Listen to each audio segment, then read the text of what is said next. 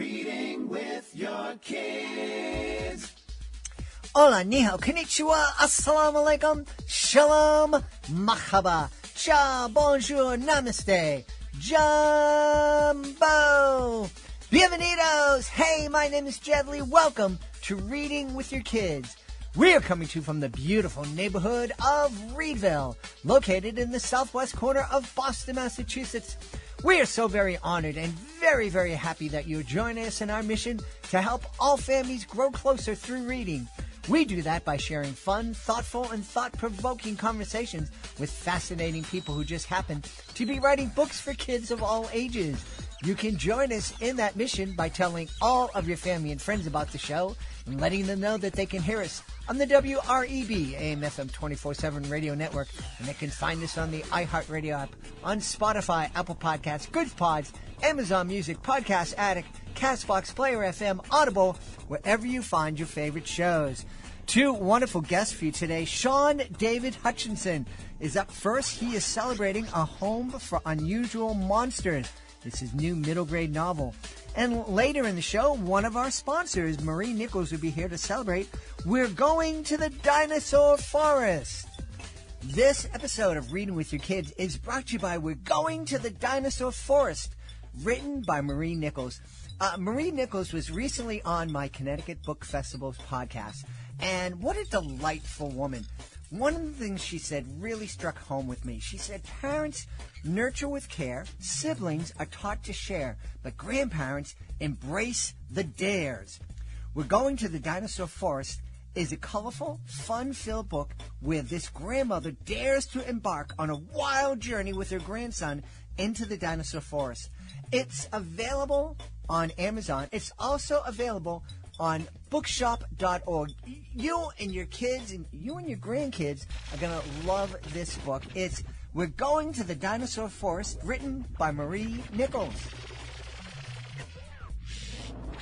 My friends, I know we're going to have a great time. Well, we better have a great time because me and my guests, we've just been talking for 20 minutes and we had a great time. Hopefully we have another 20 in us.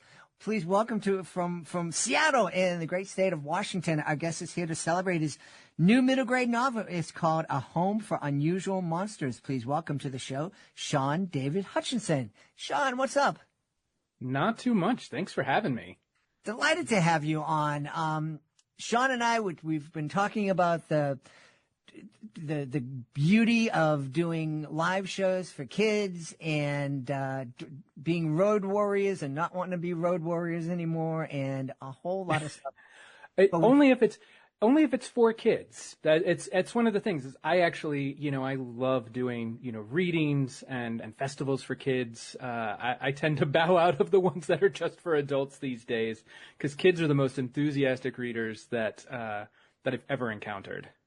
They really are. And when you're in a room full of 100, 600, 1,000 kids, it's really magical. And it can be very, very intimate. Even if you're in front of 500, 600 kids, it's, when you're talking to that one kid who has a question and you're interacting with them, the audience kind of feels like you're talking to them and you are, but they kind of feel that you're connecting with them too. And you are, like you said. But it's also great, like kids have no filter, no shame. The funniest one ever was I was doing an event. I believe it was the Rochester Book Festival. And they're such a great kid-friendly venue. And this young woman stood up and she said, I don't really like any of your books, but I wanted to ask you a question. And there was no malice. There was no anything. It was just this honest question, and I couldn't help but just be like, cool. Like, that's really great. I'm glad you read them anyway. Like, thanks. Yes. And I love that about kids. Yeah, it really is. I just did a gig in another part of New York, down closer to New York City, and there was a kid in the front row, and he was waving and waving. I goes, okay, I'll get you after I finish this magic trick, and he's just waving. I'm like, you have a question? He goes, yeah. I go, okay, are you Mexican? And I'm like, no. That's incorrect. That, that's the other funny thing. I like two of my favorite questions were, I mean, not even like my favorite, but it was doing a reading at a school, and do you know what the kids were most excited about? To find out what kind of car I drove. And I was just like, and I feel like I really disappointed them, because at the time I just drove a little 2-seater Honda, and I think they were really disappointed. And then the other one was, I was at a Catholic school, and the one thing, like the burning question, is they wanted to know what my favorite shoes were. Right. Okay. Which is a thing, because I actually, I love having especially when I was touring for books, like I loved having custom shoes made that matched the book cover. Okay. But still, like, my favorite shoes, that was their most interesting thing. Yeah. Kids are wild that way. Kids are wild. Well, you seem to be writing some pretty wild books. I was reading a little bit about A Home for Unusual Monsters, and just spending time with you, it seems like those would be the kind of books that you'd write. Yes. And I wear my influences on my sleeve. I'm a little bit older than my readers, obviously. So my influences go back to, A Wrinkle in Time, Dark is Rising sequence by Susan Cooper. But really, A Wrinkle in Time is the book that influenced me most, because it merges this like abstract, absurd, science-based stuff with real life and with reality. And Meg Murray was really the first character that I ever read that I related to, where I felt like it was like, oh, that's a character like that I think like we would hang out, like we would be friends. And I hadn't really, come across that. And so my whole sort of approach to storytelling since then has been to find, the absurd and the weird in reality. And that's honestly been absurd. Pretty much describes my entire career over the last 15 years. Well, it's interesting you're talking about this character is somebody I'd like to hang out with. Is that something that you try to do when you're creating your books, create a character that you or the reader would like to hang out with? I think I want to say yes, but not all of my characters are incredibly likable, especially in my young adult stuff. Likability isn't always the most important factor. Relatability is probably more important to me. When I set out to write characters, I really just try and write characters that you would know in real life, where you could read a character and go, I know somebody like that, or I know somebody who would say something like that. Like, that's the sort of thing that I'm really going for. I don't know if you'd always want to hang out with them, but in A Home for Unusual Monsters, I would definitely want to hang out with Sam, because Sam is cool. And Sam was actually a character in the previous book, The School for Invisible Boys, and I just had so much fun writing Sam Osborne that when my editor and I were talking sequels, I said, I have this idea and I want to write it from Sam's point of view. And my editor, Lisa, was just all in. And we talked about the idea and just really getting to flesh Sam's character out was a lot of fun. But yeah, Sam is a fun character. And I had a great time writing her. Yeah. And it sounds like Sam is a strong young woman. And I love meeting those characters in books. Yeah, Sam is an interesting character, and I think that Sam is heavily influenced by my upbringing, where I was, my parents divorced when I was young, and so I was raised by my mom, and she got remarried when I was 10, but I was always surrounded by women who let nothing hold them back. So the person who taught me how to change the oil in my car and change the belts in my Jeep and change a tire was my mom. It was like my dad couldn't do those things, but my mom could, and so when writing Sam, I didn't set out to write a strong female character. I just set out to write, a character that is both competent and strong-willed, because she is definitely strong-willed and a little hard-headed, and that's something she has to sort of learn to balance. But really, I wanted to write someone who was dynamic. Because I don't know. I have opinions when it comes to, like girl books and boy books and girl characters and boy characters, and and so writing Sam was sort of interesting because in the first book, Hector is the main character in the School for Invisible Boys. Like, one of the things that we explored was this idea of toxic masculinity and and how boys are raised. And so when it came to Sam, it was interesting to write this idea of this character who was strong-willed and competent, and also not afraid of her emotions. And she's not like a lot of quote unquote strong female characters are written, where it feels like sometimes they've never actually met a woman. They just write like they think a man would be, and then put it in a female character, which, I mean, it's an exercise and it's something you can certainly do, but I don't think anybody fits into, like a single, box. I think we're all, we're filled with boxes. And that's what I really enjoyed about, especially with Sam. She's just a really cool character. So she's a member of this secretive government agency. We're hearing a lot about secretive government agencies lately. How do you say it? Is it Kairos? Well, I pronounce it Kairos.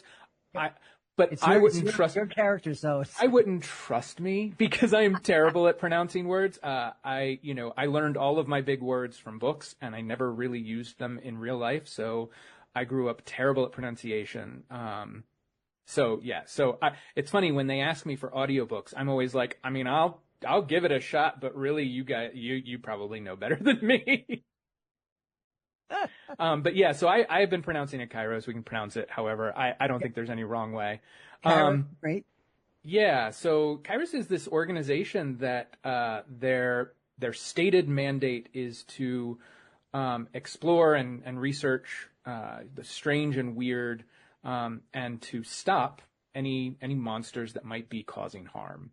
And Sam was brought in because she has the ability to change the way people see her. She doesn't actually change her appearance. She just changes the way people perceive her appearance, which is an interesting ability. I don't want to say power because it's not really a power. It's more an ability. Like she's sort of a chameleon. And I had a lot of fun playing with that because her ability is sort of dependent upon another person's perceptions, where the way that if somebody expects that they're going to see, like, so the first time we meet Sam is in School for Invisible Boys. It's an all-boys Catholic school. And so Sam passes as a boy because that's what people expect to see. So when they look at her, that's who they see. They see a boy. And so that's really how her ability works. In A Home for Unusual Monsters, she is playing the part of Sonny Griffin, who is one of the cousins to the Griffin family. And so they expect to see Sonny Griffin, and so that's who they see. So yeah. Yeah, as you were talking about that, having the power to change the way people see you, I have a feeling that a lot of kids in this middle grade audience wish they had that power. Yes. A lot of this book is about self-identity, how we see each other and how we see ourselves. I'm trying to talk without, as I don't want to give away any plot points, just in case. But it is a power that, of course, has upsides and downsides, just like anything. And I think that we're all sort of figuring things out. It's interesting. I've been trying to stay away from social media. And the only one that I really go on to anymore is Reddit. And, Reddit used to be good because I could just fill it with, animal subreddits and see videos of dogs, but now they try to stuff things in. And one of the things that they keep stuffing in are these these looks critiques. And it's sad because you all of these people going, rate my looks. Am I ugly?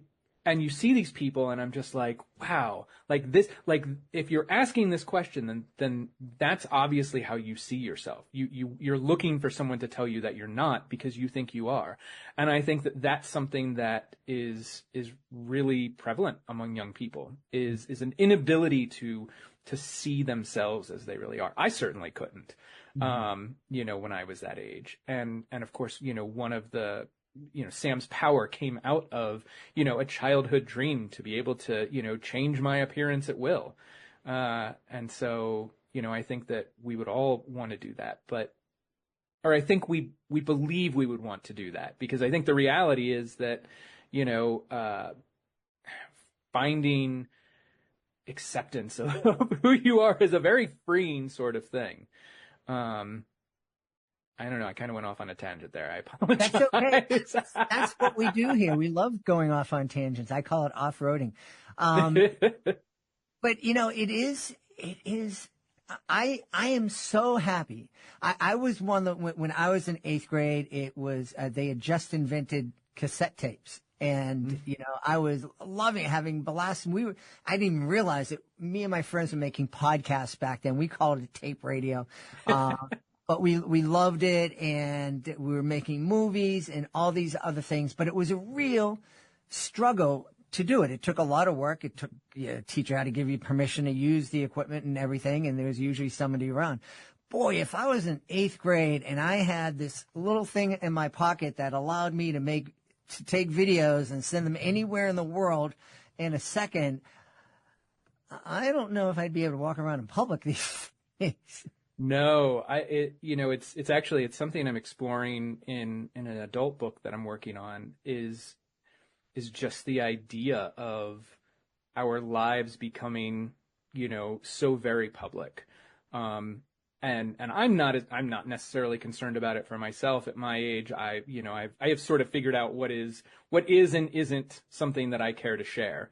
But kids growing up, that's their thing. Like they want to be a TikTok star, and they are forming they're forming their identity at the hands of millions of people online. They're putting themselves out there, and they're making themselves vulnerable. And instead of just, a couple of kids in 8th grade, calling them a nerd, you've got hundreds of thousands of people telling them to, go hurt themselves. As a lifelong sufferer of depression, I don't know that I would do well at all as a teenager in this day and age. And I have a lot of respect for kids growing up now.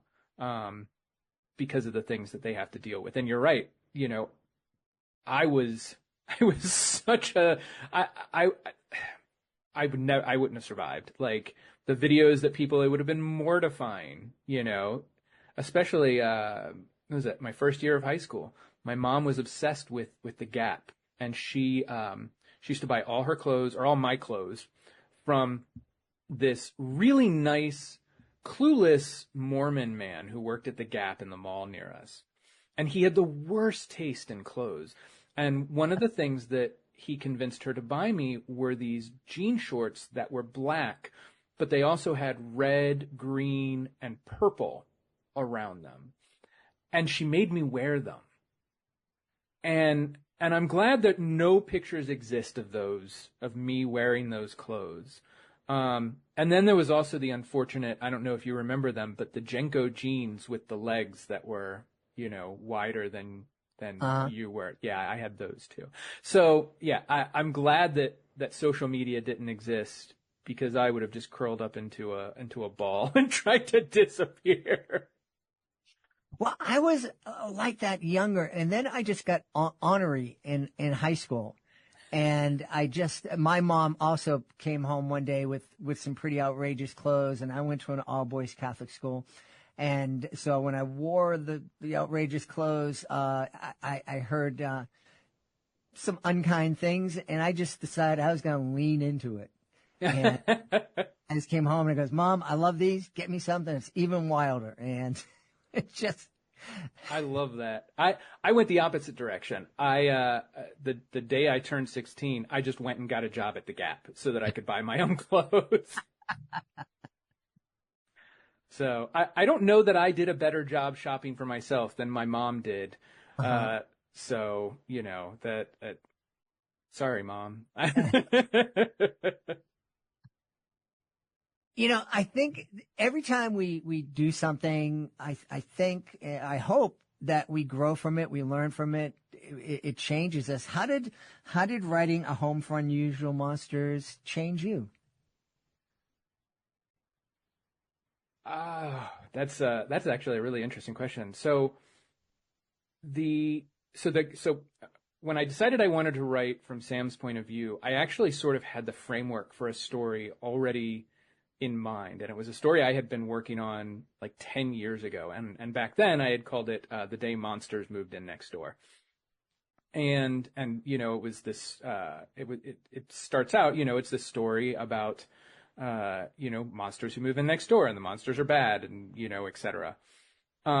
And when I introduced Sam to the story and I started to merge the two stories together, and, the reason Sam goes to live with the Griffins is that the Griffins' grandfather, he was a Kairos agent.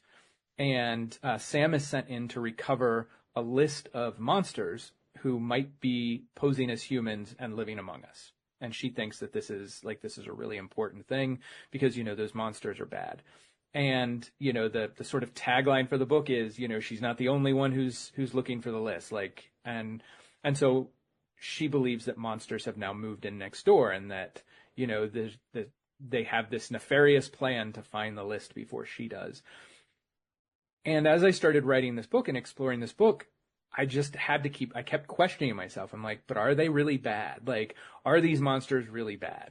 And that's where I sort of merge this question of identity and who we are and how we see ourselves and how other people see us. And I guess it just, it continued allowing me to question things that I believe. And that's never a bad thing. It's one of the things that as I grow older, I try not to sort of, calcify in my beliefs. I try to continue always questioning them. And this book, pushed me, further, in questioning, the people we think are monsters, people that we judge because of how they look or how they act. What if we, got to know them?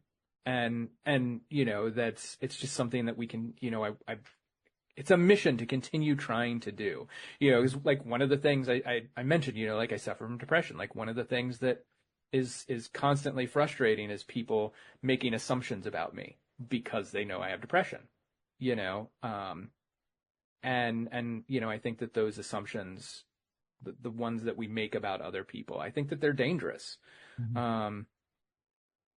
And I think that for the most part, they're generally not as accurate as we believe. Because I think that as bad as we are at judging ourselves, at seeing who we are, especially when we're young, I think that we are also equally bad at judging other people.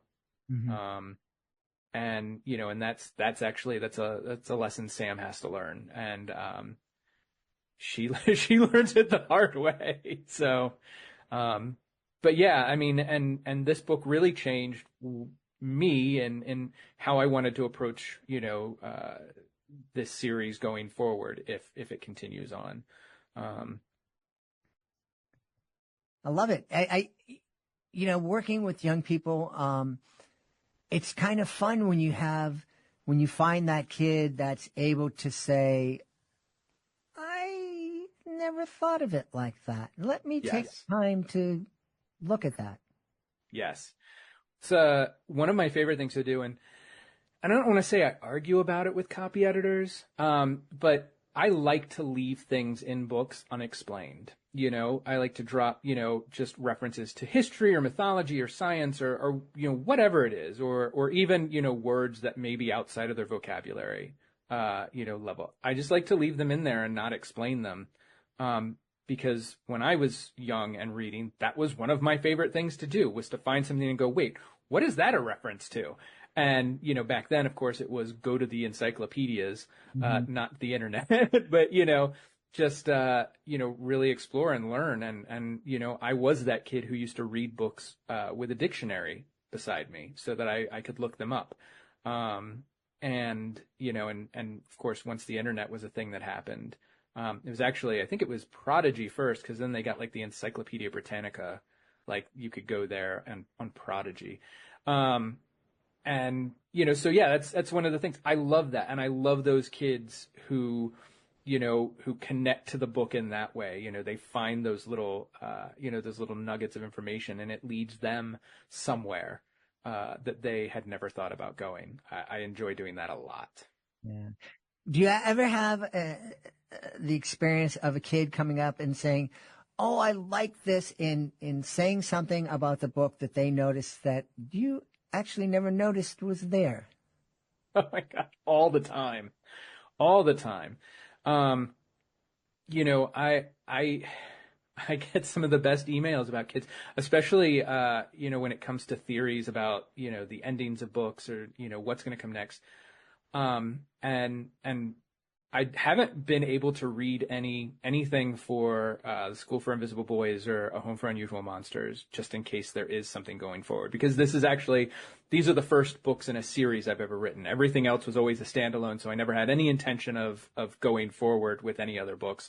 So I was always like, oh yeah, oh, that's really neat. But you know, there's like one of my, I guess it was probably my most popular books, We Are the Ants. And I had a whole thing, and it's about a kid who's abducted by aliens, and, you know, people are wondering, are the aliens real? And I had all of this stuff, you know, in my head, and people came up with so many theories, and one kid came up with the actual theory, like, as I had written it in my notes. Like, I mean, it was like he had, like, stolen my notes and read them back, and I was like, that's amazing. And it actually made me feel good, because I thought I had put all the clues to it in the book. And so, you know, to me, that's somebody who picked up what I was laying down and really sort of understood that. And I am a big believer in that, you know, no book is a failure if it connects to like one reader. You know, and so just having that was kind of amazing. But yeah, it's actually funny how, so I don't know, it's like my third book, is a book called The 5 Stages of Andrew Brawley. And we were trying to come up with titles for it. And it's a story about this young man who is in a car accident with his parents, and his parents die. And he winds up living at the hospital where they were taken after the accident, because he can't bear to, like, he feels like if he leaves, then they're really gone. And so he hides in the hospital and he lives there. And, so we were trying to come up with titles, because I had been calling it The Walls forever. And finally my agent, at the time, she said, well, why don't we call it The 5 Stages of Andrew Brawley? And I was like, well, I don't, why? And she's like, oh, well, because he goes through the 5 stages in reverse through the book. And I was like, he does? And she's like, wait, like that wasn't on purpose? And I was like, no, that was not on purpose. And, you know, that's just a thing that happens. And I guess, you know, coming from a literary background, usually I studied literature in college. I'm kind of used to the idea of just assuming that an interpretation isn't necessarily what the author meant. Because, you know, and now having done it from this side where, you know, people interpret things, and I'm like, you know what? That's a really good interpretation. It's not what I had in mind, but it's really cool. You know, like, I think that's really interesting. And I love hearing the different ways that they interpret them, because, you know, especially young people, they get what they need from books. And so, you know, in a way where I'm writing a book, I'm filtering it through, you know, my experiences. They are reading it through the filter of their experiences, and they're filling in blanks that with experiences that I have never happened to me, and getting the things from it that they need. And of course, I'm never one to tell people that their interpretations are wrong, because, it's one of the reasons I love writing open-ended books, so that, kids can get what they need from a book without feeling like there's a one real explanation. Wouldn't it be great if all the kids that are reading your books, and maybe all the adults that are listening to this and not listening to this, learn that we all are looking at things through different perspectives and feelings, and maybe we'd be able to get along a little bit better these days. Yeah, I mean, it's hard. It's definitely hard. That was, was one of it's one of the through lines, especially in the Kairos series, which is, trying to understand the people who hurt you, and understanding where they could possibly be coming from. And sometimes it is a place of straight up malice. It would be a lie to say that, there aren't just some bad people out there, who like hurting others. But, a lot of times it comes from, it comes from a place of anger. It comes from a place of fear. One of my favorite quotes, I heard it when I was listening to, Michelle Obama's memoir, was "Hurt people hurt people." And I just, that's just, it's one of those things that sticks with me, and an excuse, like, having a reason for causing someone pain doesn't excuse the pain you've caused, but, maybe if we could sort of step outside of that pain and try and understand what's hurting them, it might be able to put it into some context and sort of understand it. And yeah, it's a really tough, as somebody who grew up being bullied and being a bully myself. I didn't know I was a bully until one of my friends, she was just like, "Hey, sometimes you're just a jerk." And I didn't realize it until she said that, and I had to step back. And it was, my humor was a self-defense mechanism because I had been bullied. I used humor to cut people down before they could do it to me. And I just, I didn't know I was a bully until I was told. And once I was told, then it became a thing that I had to work on. And I had to constantly say to myself, like, is this funny or is this just mean? And it requires a lot of self-reflection and diligence. And self-reflection is not something I was good at as a teenager. Well, I'm glad that you are better at it now, and I'm glad that you're able to share it in the pages of your books.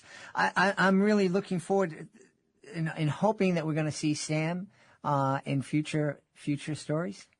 I hope so. I have the idea all planned out. It all depends on the reception, and publishing is a really tough place right now. But I have the third and last book planned out if there is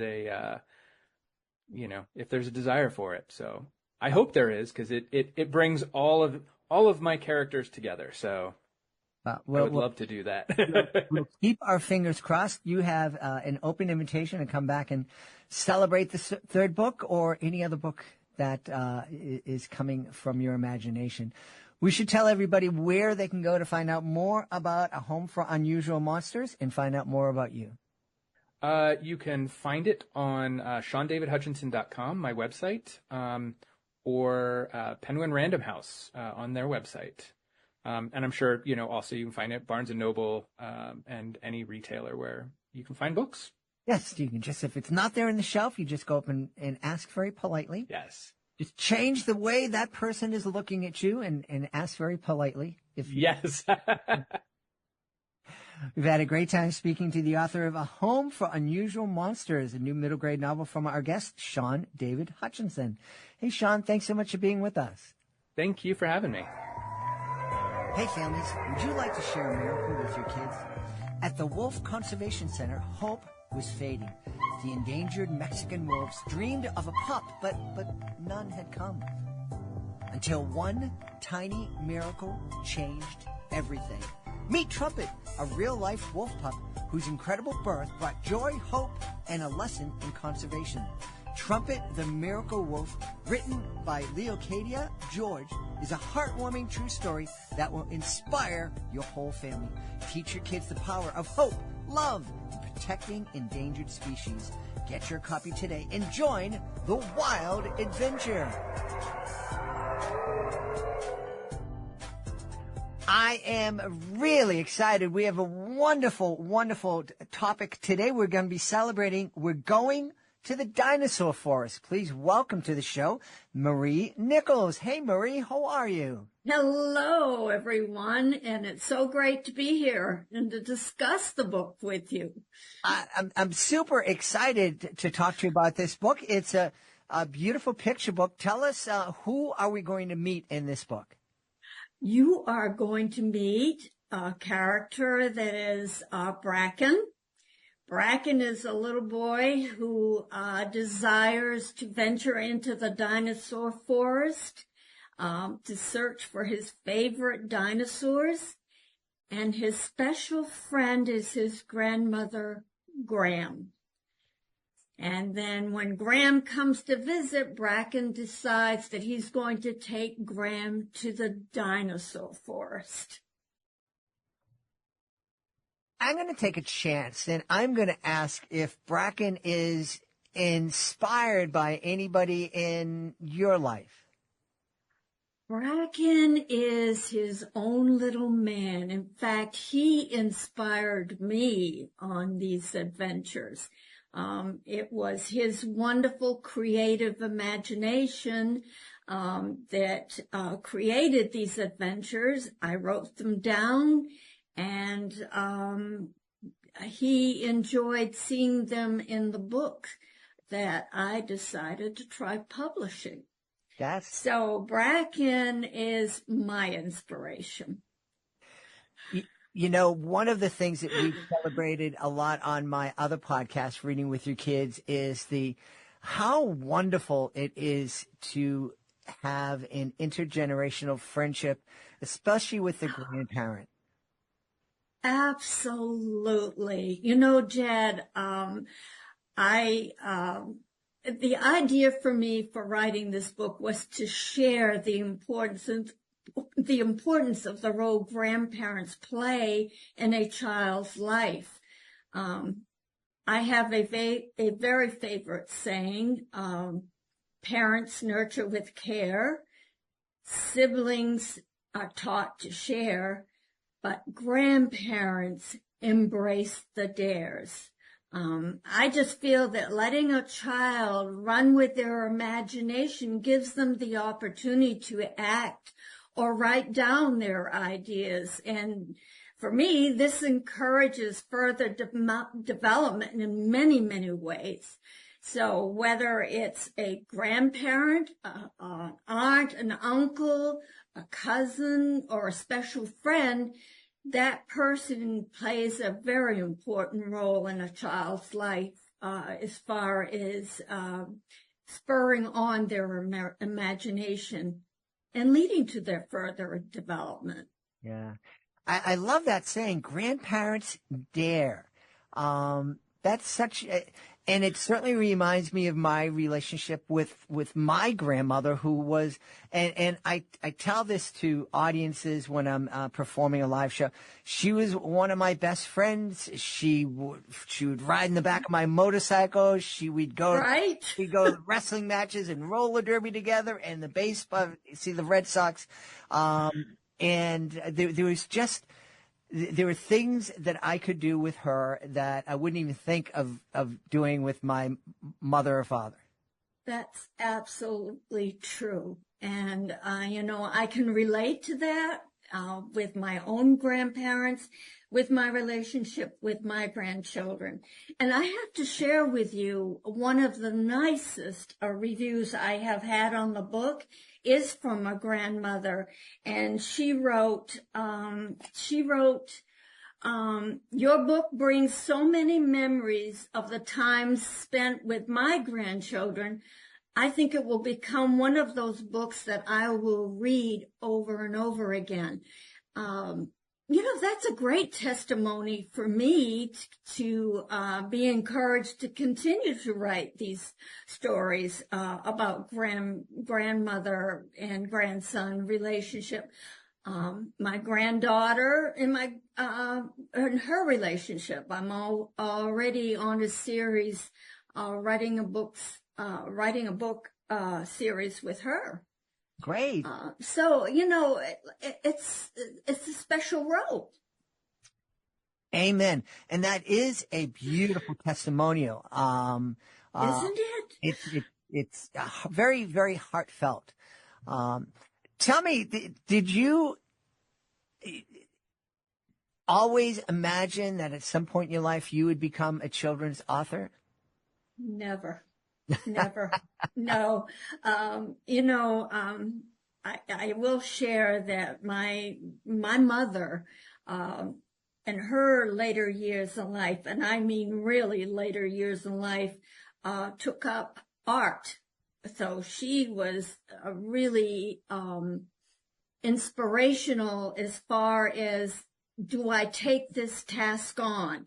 She took on the task of following drawing, and that later developed into some very special paintings. So I decided I could take this task on too. Great role model. And it is true. I think a lot of people, they look at our older years when we retire, and it's like, I don't have any purpose, so I need to go out and get a little job to keep myself busy. When and that's all well and good, but boy, it's a super opportunity to start a brand new chapter in your life and try something that you always kind of dreamt you never thought you'd actually be able to do.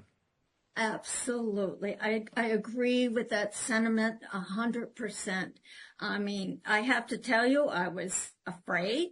I was a little bit nervous about doing all of this. And it was a daunting challenge to learn about publishing. But once I wrote the book, I decided, okay, I put the words down.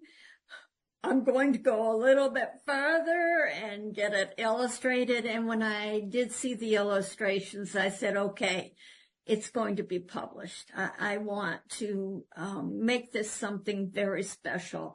And it really is a dream come true when you actually see something this enormous, it's enormous to me, come to fruition. I mean, it really is. Yeah.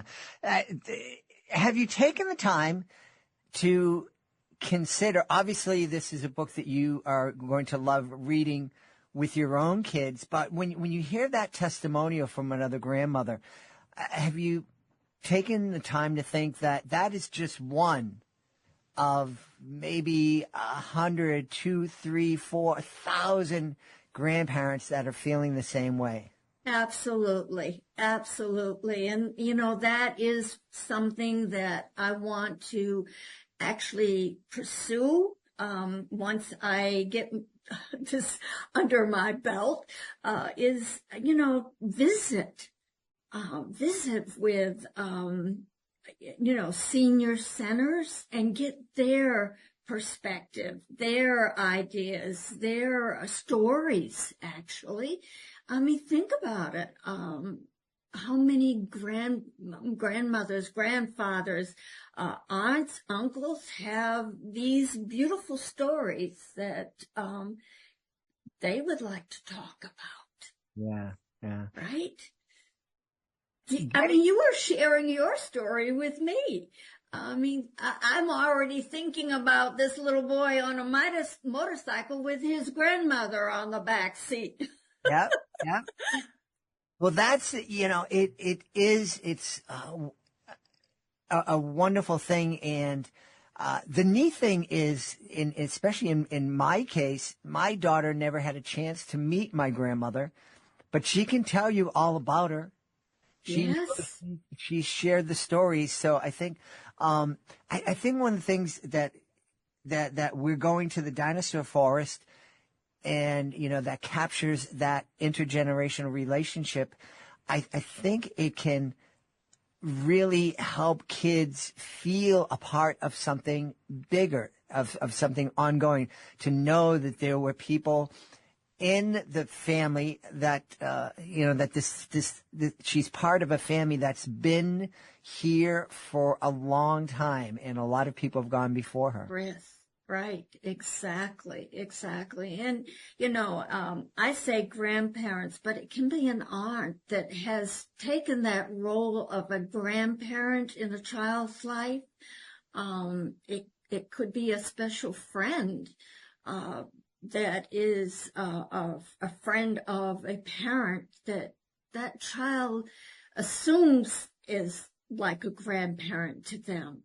And they share those special moments, something totally different than you spend with your mother, father, or your sister or brother. There's always that special moment that is set aside for someone else. Yeah. As you're speaking there and talking about family, friends, and friends of parents taking those roles on, I think it's one of the things that makes those friendships special is, a kid has a mom and dad, hopefully a mom and dad, and feels loved by them. But there's something maybe in the back of their mind that says, yeah, but they kind of gotta love me, they're kind of stuck with me. It's their job. But it's, your grandparent doesn't have to spend that much time with you. That family friend doesn't. And that makes those relationships really real. They're organic. They've grown naturally. And so in the kid's mind, I think it's almost more, I don't know if organic is the word, but, it's just something that's happened naturally. It's out of the box. Out of the box. That's right. It's out of the box. Yeah, I can always depend on an author finding the words that I'm struggling to find. That's why I'm only a podcaster and you are the author. Yeah, I mean, I see that with my grandchildren. I mean, even when I'm on the walks, I mean, this is how it develops. I spend those special times just one-on-one. I take them for walks. Mm-hmm. And that's when they start talking to me. It's totally different when they are sitting down and talking with their parents. They're guarded, right? Because that parent is the nurturing person in their life. And they're going to be a little bit, okay, I need to say this to mom and dad, because if I don't say this with mom and dad, I'm going to hear about it. But I can tell Graham, I can tell her how I feel and talk about it. And that's how the story started. Yeah. It really was something that he wanted to tell me. That's super. You mentioning, and I've found this true too in my life. When you go on a walk, there's something magic. I think it's the fact that for the most part, you're not looking at each other. You're looking at this world around you. I found it too, when I'm in the car, especially when she was a teenager, and we would actually go out on tour, and drive around the country for weeks at a time. That we would go into these deep conversations and making very little eye contact, but we're just having this super deep conversation. I had the same experience with, international kids who lived in my home, when we would go take the dog for a walk, and what was going to be a 10-minute walk turns into a 2-hour walk. And same with my niece. It's just, you're getting out there, you're spending time, and the conversation just flows. Ideas, words, feelings, all of those things get expressed when you're just out there one-on-one, and you're not distracted by something else. Yeah. Yeah. It's obvious you've spent a lot of time thinking about this and, in opening up and sharing your feelings here on the show and also in the pages of We're Going going to the Dinosaur Forest. Has this been a natural part of your life to be this expressive and open about your feelings, or is this something that you're just learning? Absolutely not something that I am used to. Most people will tell you I'm very shy. I don't speak a lot. When I'm with a group of people, I'm the quietest one. I listen. But this has made me so excited that when I do talk about it, I feel like I open up more than I would on anything else because it's such a special feeling for me.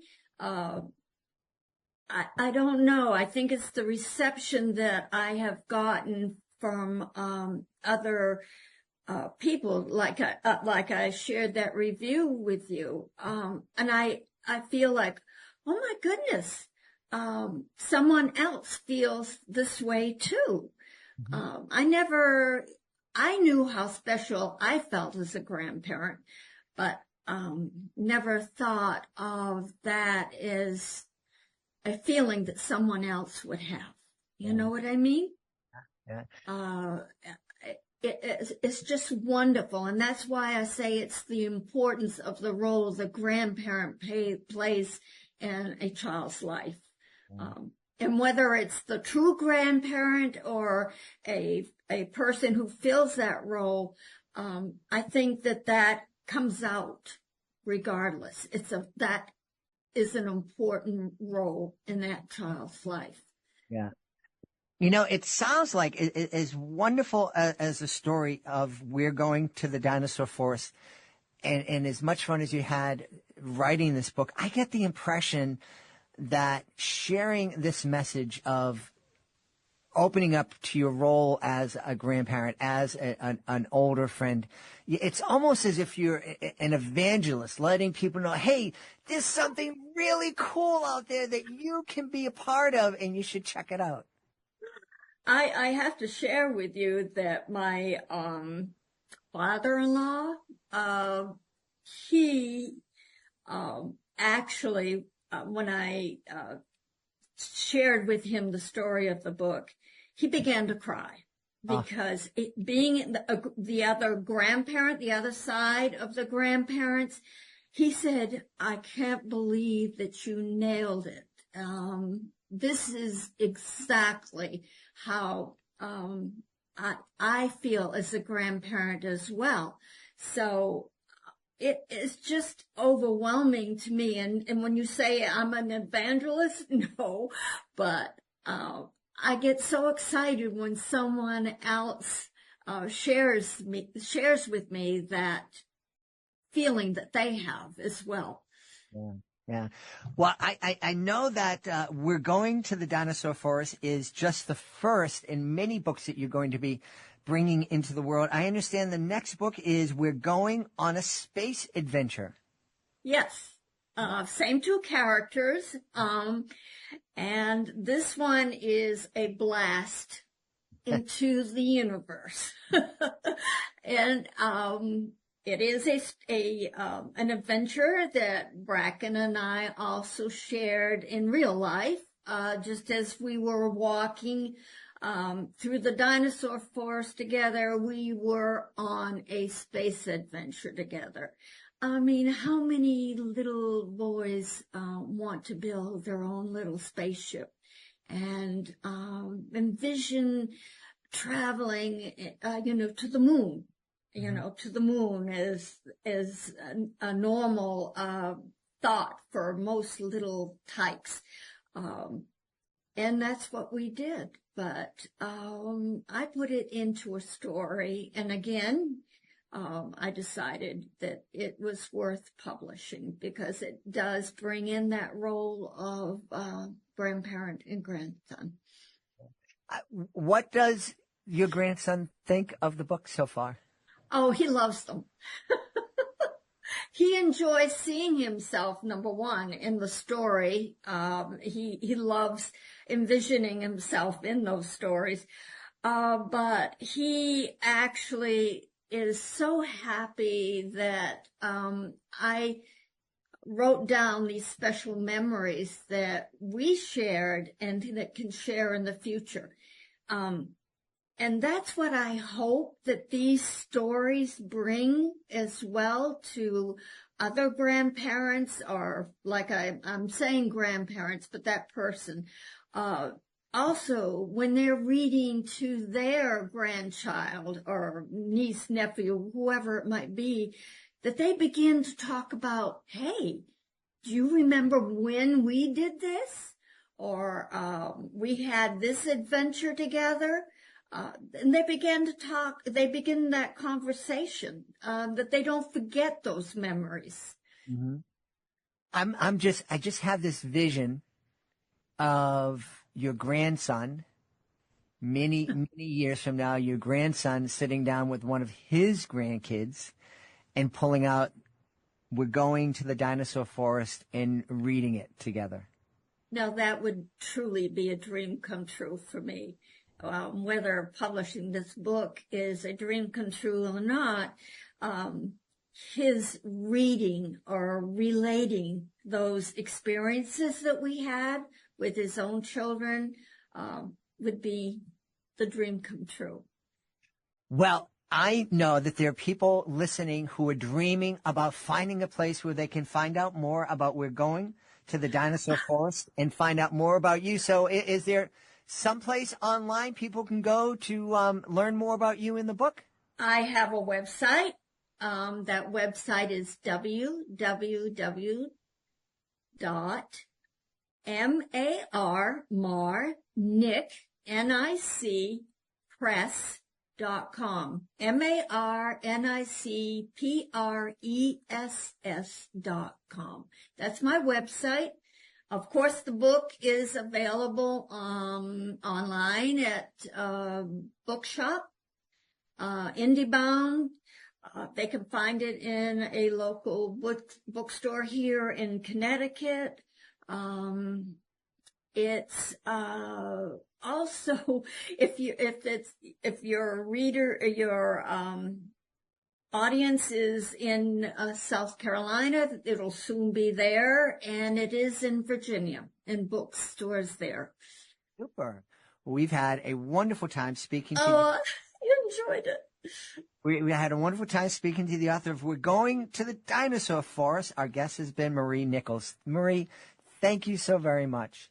Well, thank you so much, Jed, for having me. It was a joy. We hope you've enjoyed this episode of Reading with Your Kids and will join us for the next exciting episode of the show. I want to thank the folks who made today's show so wonderful, Shaun David Hutchinson and Marie Nichols. I want to thank my team, Fatima Khan, Chris Doherty, Rory Grady. I want to thank my beautiful wife for all the support she gives me. Most of all, we all want to thank you. Thank you so much for joining us today, and as always, thank you so very much for taking the time to make the world a better place, and you do that every single time you read with your kids. I'll be looking for you in the next episode of Reading with Your Kids.